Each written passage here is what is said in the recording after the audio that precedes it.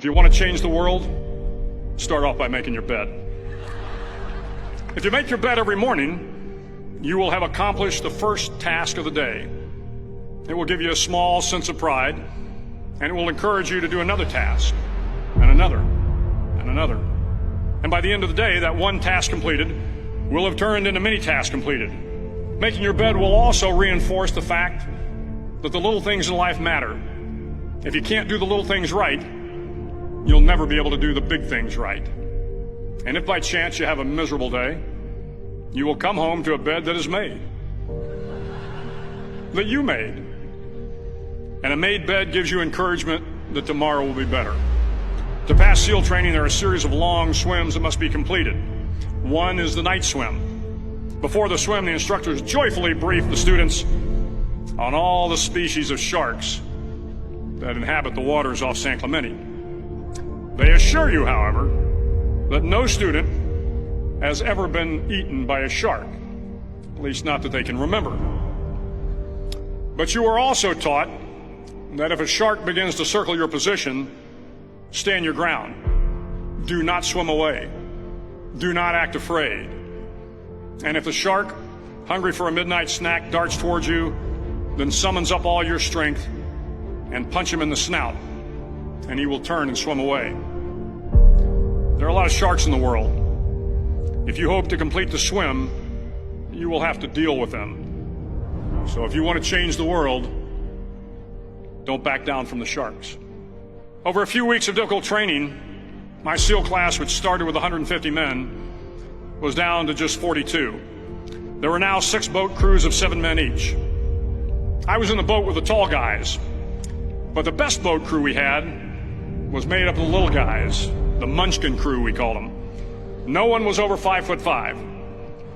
The Munchkin boat crew had 1 American Indian, 1 African American, 1 Polish American, 1 Greek American, 1 Italian American, and 2 tough kids from the Midwest.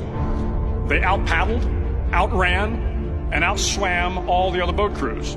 The big men in the other boat crews would always make good-natured fun of the tiny little flippers the Munchkins put on their tiny little feet prior to every swim.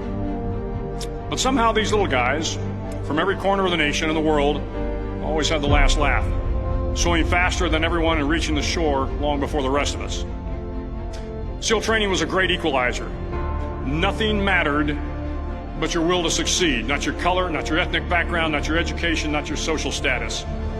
If you want to change the world, measure a person by the size of their heart, not by the size of their flippers. The 9th week of training is referred to as Hell Week. It is 6 days of no sleep, constant physical and mental harassment, and 1 special day at the Mud Flats. The Mud Flats are an area between San Diego and Tijuana where the water runs off and creates the Tijuana Sloughs, a swampy patch of terrain where the mud will engulf you. It is on Wednesday of Hell Week that you paddle down to the Mud Flats and spend the next 15 hours trying to survive the freezing cold, the howling wind, and the incessant pressure to quit from the instructors. As the sun began to set that Wednesday evening, my training class, having committed some egregious infraction to the rules, was ordered into the mud. The mud consumed each man till there was nothing visible but our heads. The instructors told us we could leave the mud if only 5 men would quit. Only 5 men, just 5 men, and we could get out of the oppressive cold. Looking around the mud flat, it was apparent that some students were about to give up. It was still over 8 hours till the sun came up. 8 more hours of bone-chilling cold. The chattering teeth and the shivering moans of the trainees were so loud, it was hard to hear anything. And then one voice began to echo through the night. One voice raised in song. The song was terribly out of tune, but sung with great enthusiasm. One voice became 2, and 2 became 3, and before long, everyone in the class was singing. The instructors threatened us with more time in the mud if we kept up the singing, but the singing persisted, and somehow the mud seemed a little warmer, and the wind a little tamer, and the dawn not so far away. If I have learned anything in my time traveling the world, it is the power of hope. The power of one person, a Washington, a Lincoln, King, Mandela, and even a young girl from Pakistan, Malala. One person can change the world by giving people hope. So if you want to change the world, start each day with a task completed.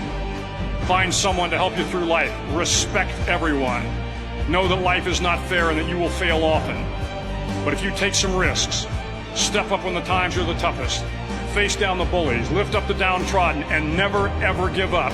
If you do these things, the next generation and the generations that follow will live in a world far better than the one we have today. And what started here will indeed have changed the world for the better.